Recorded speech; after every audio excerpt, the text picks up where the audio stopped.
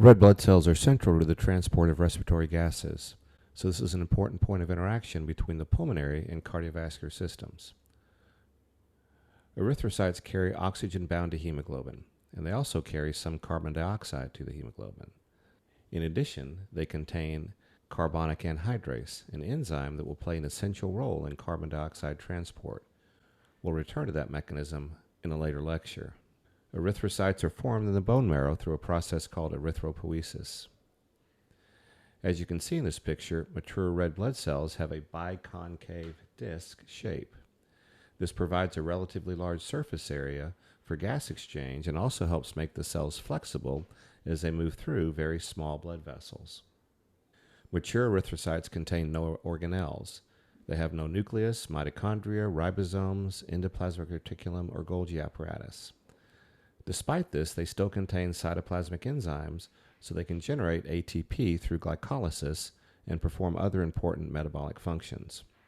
Because mature erythrocytes lack a nucleus and other cellular machinery required to synthesize new proteins, their ability to repair themselves is limited. They therefore have a finite lifespan of approximately 120 days. There's an important interaction between the kidneys and the bone marrow. The kidneys produce a hormone called erythropoietin, or EPO, primarily in response to decreased oxygen availability.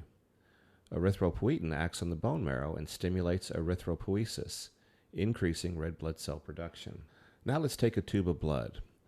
The red blood cells are suspended in a liquid portion of blood called plasma. If we place this tube in a centrifuge and spin it down, the components of blood separate. At the bottom we have the red blood cells, and at the top we have plasma. Between them is a very thin layer of white blood cells called the buffy coat. The percentage of total blood volume that consists of erythrocytes is called the hematocrit. So the hematocrit is simply the fraction of blood volume occupied by the red blood cells. Now let's look more closely at hemoglobin. Hemoglobin consists of 4 protein subunits. Each subunit contains a heme group, and at the center of each heme group is an iron atom. The iron is normally in the ferrous or Fe2+ state, which allows it to reversibly bind to oxygen. Each heme group can bind one oxygen molecule. Since one hemoglobin molecule has 4 heme groups, one hemoglobin molecule can carry as many as 4 oxygen molecules. This is why iron is essential for normal hemoglobin production and transport. We obtain iron through our diet. Once absorbed, iron circulates in the blood attached to a transfer protein called transferrin. Transferrin carries iron to tissues throughout the body. One particularly important destination is the bone marrow. Here, iron is incorporated into heme during the production of hemoglobin. Hemoglobin is then packaged into the developing erythrocytes, which enter the circulation and begin transporting oxygen. Iron that is not immediately needed can be stored in a form called ferritin, primarily within the liver. Now let's follow these red blood cells through the remainder of their life cycle.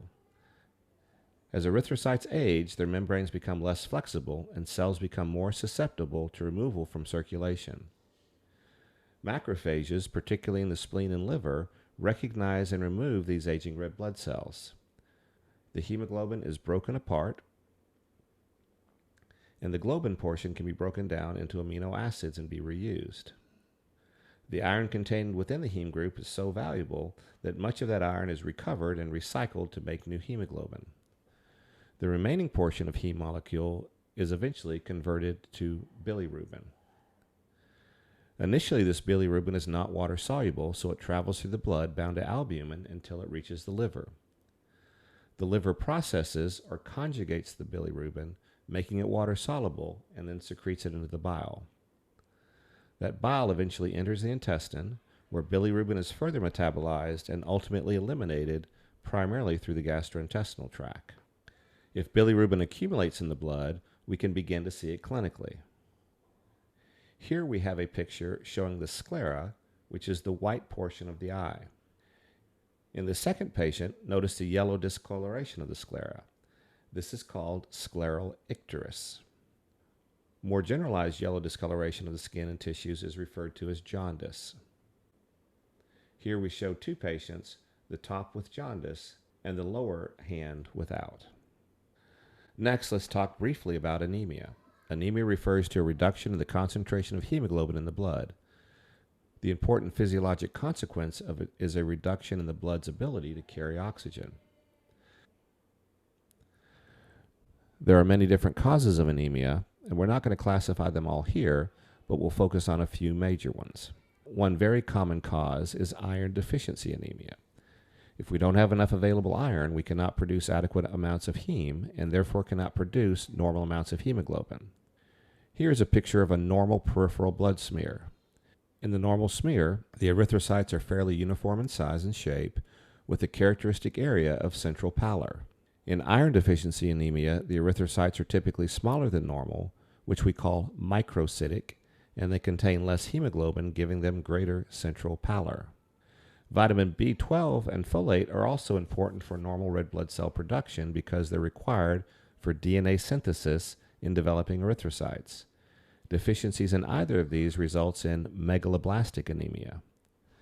The erythrocytes are larger than normal, or macrocytic, and often more oval in shape.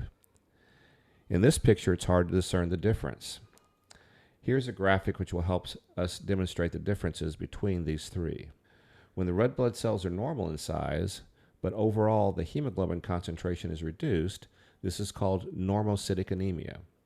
One example is anemia associated with acute blood loss.